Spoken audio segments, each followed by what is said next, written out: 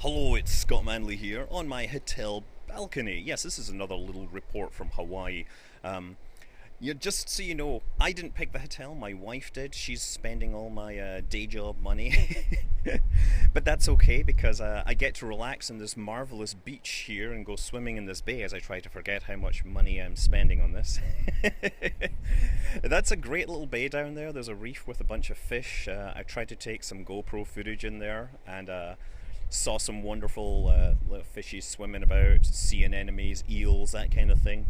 Up there on the hill is basically there's a wind farm, 13 windmills. They're huge. I got to take a close look at them. They generate half a megawatt of power pretty much continuously. The wind just keeps on going all the time.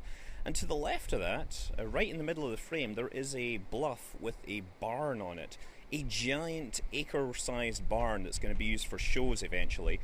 But right now it has an acre of solar panels on the roof. Then that can generate about half a megawatt of power at peak.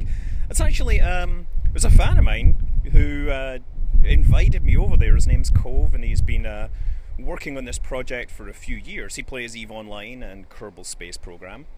And Hawaii is a really interesting case study in terms of renewable power because it's a very small state, but it has more renewable power than any other state. In particular solar. And solar actually has really interesting challenges, especially on Hawaii, where you can see the clouds. The clouds can come and go, and a neighborhood can switch from being a net producer of power to be a net consumer of power literally in a few minutes, and it can switch back and forth. So Hawaii is building out like the smartest of smart grids in the country. They're going to have local like peaker storage all over the place. They're bringing online something like 200 megawatts of storage to make sure that they can continuously power the island.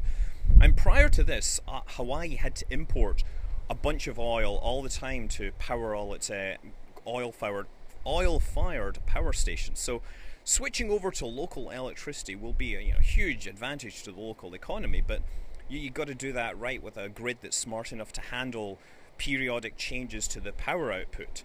So yeah, some of the interesting science is literally in what's going on in the infrastructure. I'm Scott Manley. Fly safe.